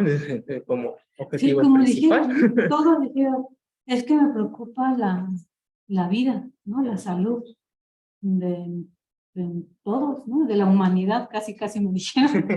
Entonces, y eso es una motivación fuerte de cualquier ingeniero biomédico, eso lo caracteriza.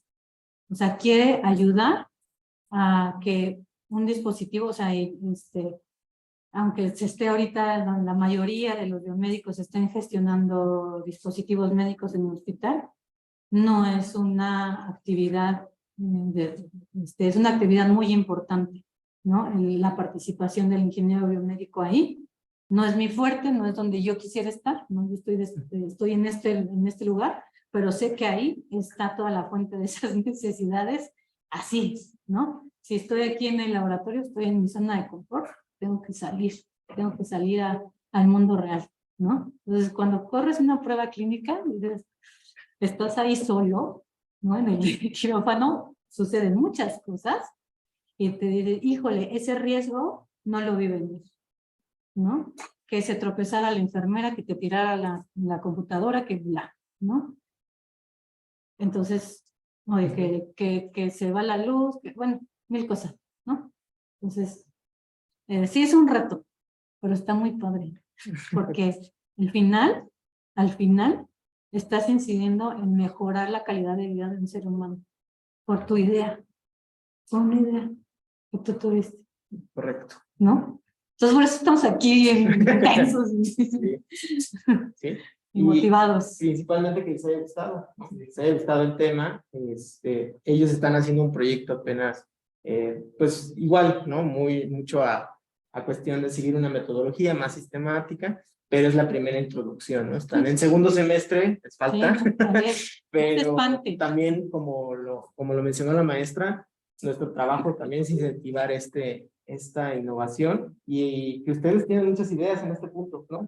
Y que no dejen de extinguir esa creatividad que tienen cuando vaya pasando los semestres, ¿no? Sino que realmente la mantengan y si están interesados también en desarrollar esta tecnología, pues se involucren. También agradecerle a la Sociedad de Alumnos de Sistemas Biomédicos, que está por acá, Tony, que nos hizo el gran apoyo y favor de hacer esta sesión y que ojalá nos genere otra, tal vez con otros temas, porque surgieron aquí varios temas que a lo mejor no eran el alcance de la sesión, pero que también son temas interesantes para todos nosotros en la formación, ¿no? Entonces, sí, te doy la palabra, Tony, si quieres ya concluir la sesión. Gracias. ¿Por ahí me escucho bien? Sí, perfecto. Ah, ok, perfecto. No, hombre, pues primero que nada, pues agradecerle nuevamente a la maestra Montserrat. Realmente siempre es un gusto tenerla con nosotros. Ya hemos ido fortaleciendo esa colaboración y, bueno, esa relación con este tipo de actividades. Y no quiero reiterar tanto más que realmente yo creo que son muchos los temas los que se llevan ahorita para reflexionar. Incluso durante la ponencia habrán escuchado muchos conceptos que a lo mejor ahorita les suenan un poco ajenos, pero poco a poco, conforme va transcurriendo los semestres y van siendo un poquito más avanzados, ya es parte de la jerga biomédica, que la maestra Montserrat me decía que clase 1, que clase 2, que clase 3, que COFEPRIS, que todo niveles de transferencia tecnológica.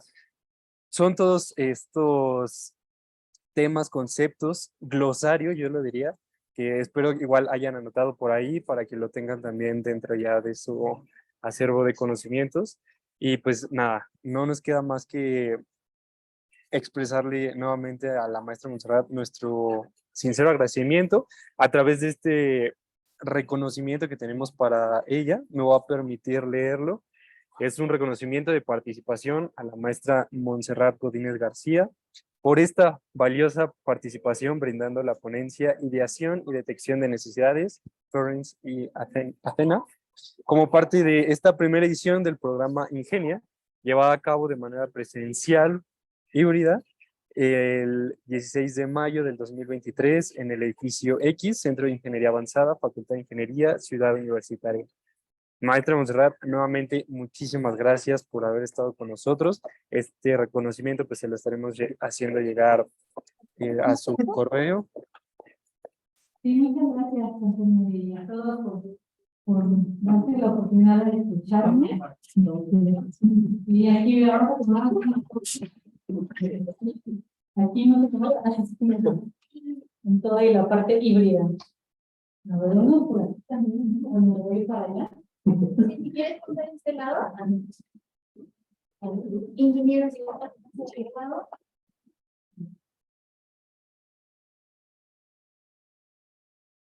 ¿Qué te trae? Sí. ¿Así estamos viendo? Sí.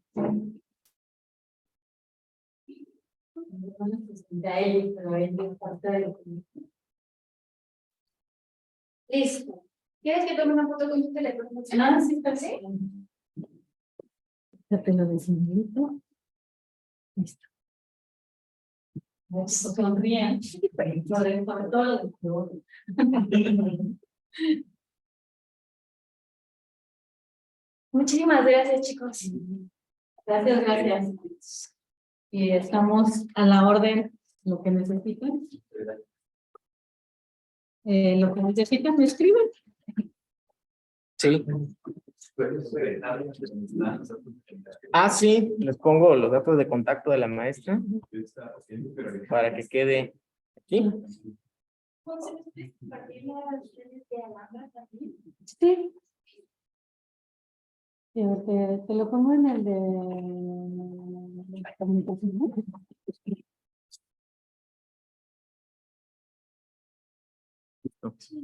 Pues bueno, entonces terminamos la sesión, Tony. Voy a cerrar la sesión. Y muchas gracias también a los que nos acompañaron en Zoom. Y en otra próxima sesión, pues estaremos compartiéndole también el enlace y las redes sociales de SOSBI para que ahí los consulten. Sí, sí, les voy a ver si puedo compartirles una liga de un libro digital que estamos haciendo. Está en proceso todavía, pero a ver si ya lo puedo liberar para que puedan, Sí. Gracias, maestro. y comentarios también de retro. Perfecto. Dale, muchísimas gracias. Hasta luego, que estén muy bien. A todos, Hasta excelente luego. noche. Gracias, Muchísimas gracias. Que estén bien. Bye. gracias.